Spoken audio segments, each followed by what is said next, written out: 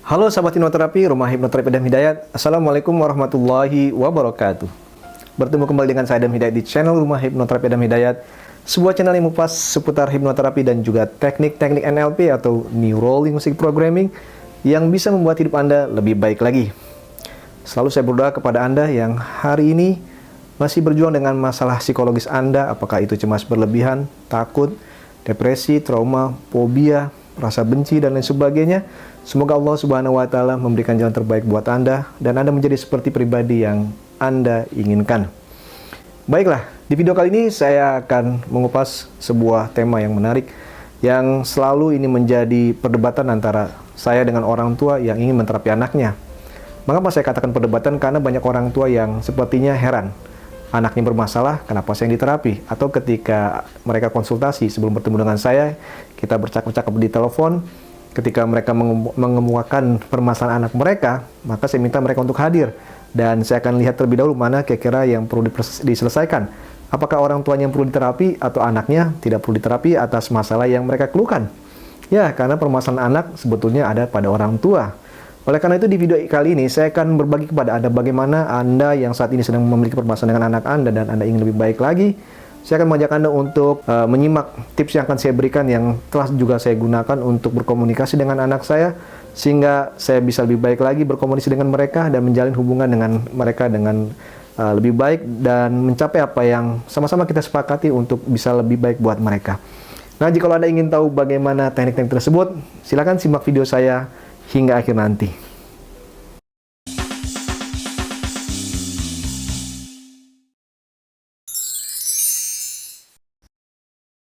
Ketika saya bertemu dengan beberapa klien, khususnya orang tua yang memiliki permasalahan dengan anak, saya banyak sekali menemukan kalimat-kalimat seperti berikut ini.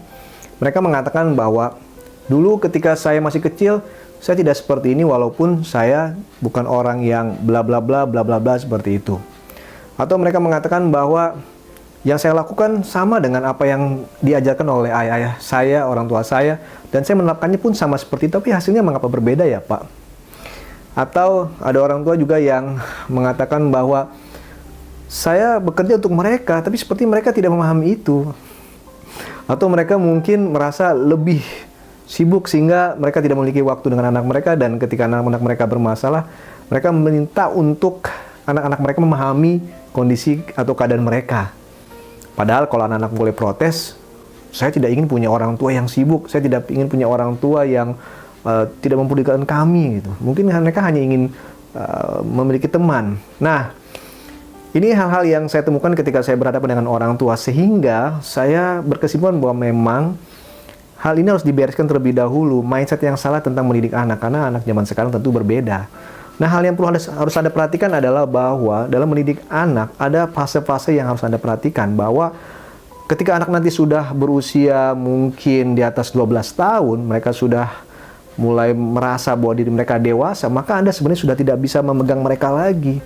Maka ketika anak-anak Anda masih di kisaran TK atau SD, masa usia belajar mereka, itulah masa golden age, masa terhebat, di mana mereka akan menyerap semua informasi yang Anda berikan. Oleh karena itu, gunakan momen tersebut untuk memberikan kasih sayang. Isi tangki mereka yang kosong, yang saat ini masih belum diisi oleh apapun, isi dengan kasih sayang, dengan perhatian, dengan apapun. Hal yang terbaik yang bisa Anda lakukan. Karena zaman sekarang ini, yang terjadi adalah ketika anak-anak mereka masih kecil, mereka ditinggal kerja, mereka harus tinggal bersama pengasuh, mungkin dengan orang tua mereka, sehingga disitulah mulai sebetulnya konflik-konflik dalam pengasuhan terhadap anak-anak. Sehingga perlu yang namanya perubahan mindset dari orang tua pada saat mendidik anak, bahwa momen golden age ini adalah momen terpenting, karena setelah Anda beres dengan golden age, maksud masa kemasan tersebut, maka yang harus Anda gunakan selanjutnya adalah golden moment. Ketika Anda tidak bisa masuk ke dalam kondisi golden age tadi, masa kemasan, maka Anda harus menggunakan golden moment. Golden moment artinya mencari momen waktu yang tepat, karena anak-anak yang sudah dewasa biasanya butuh komunikasi yang lebih di lingkungan yang mendukung buat mereka, waktunya yang tepat, kondisinya yang tepat. Anda tidak bisa ketika masih kecil dulu Anda langsung katakan, Anda bisa sugestikan Nah, di golden moment ini ketika dewasa maka akan lebih sulit lagi. Namun ada beberapa hal yang akan saya bagi kepada Anda hari ini. Teknik bagaimana komunikasi yang bisa membuat Anda berubah anak Anda atau berubah diri Anda juga seperti itu. Dan ini sudah saya lakukan. Ada beberapa tips yang akan saya berbagi pada Anda. Yakni yang pertama adalah seringkali ketika orang tua bermasalah atau memiliki permasalahan dengan anak mereka, yang mereka lupa adalah ketika berkomunikasi, intonasi yang digunakan ketika berbicara, nadanya itu sepertinya benar-benar membuat anak takut. Misalkan seperti mengintrogasi gitu ya. Bagaimana saya bisa menyebutkan hal tersebut? Karena banyak orang tua yang ketika berkomunikasi dengan saya, mereka bercerita bahwa saya sudah bertanya kepada anak saya seperti ini loh Pak, saya sudah menanyakan ini. Nah, inilah akar permasalahan. Ketika Anda bertanya, sebetulnya Anda sedang menginterogasi anak Anda. Oleh karena itu, hilangkan pertanyaan-pertanyaan seperti itu. Buat komunikasi yang lebih santai dengan intonasi yang tepat. Misalkan, ya gunakan nada seperti itu. Misalkan, sedang ngapain dek? Gitu. Ketimbang, kamu tadi ngapain di sekolah? Gitu. Itu kan sepertinya ada gap antara Anda dengan anak Anda. Buat intonasi yang nyaman dan hindari daripada membuat pertanyaan-pertanyaan. Latihlah. Saya seringkali meniru beberapa dialek orang-orang dari daerah tertentu yang membuat saya kadang-kadang kalau ketika mengucapkannya itu lucu. Jadi ketika saya ingin berhadapan dengan anak saya, sebelum saya mengucapkan kata-kata, saya mencoba untuk berdialek dialek tersebut dalam pikiran saya dan lalu saya ucapkan. Kadang-kadang itu membuat dia lebih nyaman lagi. Baik ketika memanggil namanya, intonasinya dengan bahasa-bahasa yang lembut seperti itu. Yang selanjutnya bisa Anda lakukan adalah menambahkan kata sayang ketika memanggil nama anak Anda. Mungkin selama ini memanggil namanya langsung, tolong tambahkan kata sayang. Misalkan namanya siapa gitu, tambahkan kata sayang. Atau tanpa nama langsung kata sayang. Biasanya ketika Anda mengucapkan kata sayang, otak akan menggunakan bunyi-bunyian atau nada yang santun, yang enak gitu. Nggak mungkin Anda mengatakan kata sayang dengan bahasa yang aneh kan. Sayang seperti itu. Tapi sayang, ya, maka akan lebih lembut lagi. Gunakan kata sayang. Dan yang selanjutnya adalah yang bisa dilakukan adalah sering saya gunakan kata-kata yang lebih pada mengajak mereka untuk melakukan hal memiliki jeda maksudnya. Jadi ada bahasa yang menarik yang bisa digunakan untuk membuat anak Anda mau melakukan apa yang Anda inginkan, yaitu dengan kata nanti. Ya, nanti. Misalkan seperti ini. Nanti setelah ini kamu ini ya. Kalau dalam hipnoterapi disebutnya future pacing, artinya mengajak orang untuk melakukan sesuatu atau mempacing seseorang untuk melakukan tindakan di masa yang akan datang. Nah, kata nanti ini ajaib sekali. Misalkan saya meminta anak saya untuk belajar. Nanti setelah nonton TV setengah jam kemudian, misalkan jam 8, nonton TV setengah 8, jam 8 kamu ini ya. Nanti tinggal jam 8 kita cek. Ayo, sekarang sudah waktunya, biasanya mereka akan langsung bergerak. Beda dengan orang tua yang melihat anaknya sedang main game, atau sedang langsung minta saat itu juga melakukan ini, melakukan itu. Ini yang secara psikologis membuat anak tidak nyaman. Sehingga saran saya gunakan kata nanti. Itu akan luar biasa. Yang selanjutnya yang tidak kalah pentingnya adalah ini yang sangat penting menurut saya. Banyak orang tua yang secara tidak sadar ketika mereka marah dengan anak-anak mereka mengumpat dengan kata-kata yang buruk. Bahkan tidak jarang ada orang tua yang mengatakan anaknya dengan bahasa-bahasa yang kurang baik. Bahkan juga bahasa kebun binatang katanya seperti itu. Nah, jika Anda selama ini selalu tidak bisa mengontrol diri Anda, kelepasan seperti itu, maka ini ada teknik yang baik.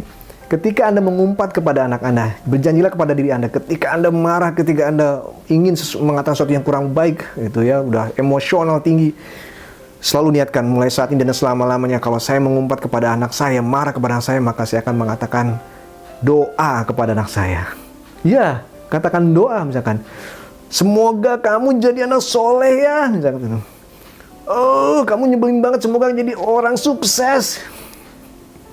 Sedikit aneh, tapi memang ini memberikan kita sesuatu hal yang positif ketimbang Anda harus memaki-maki dan akhirnya Anda menyesal dan Anda tidak bisa berbuat apa-apa karena kata yang sudah diucapkan tidak bisa ditarik kembali, menempel pada mereka menjadi sebuah traumatik seperti itu.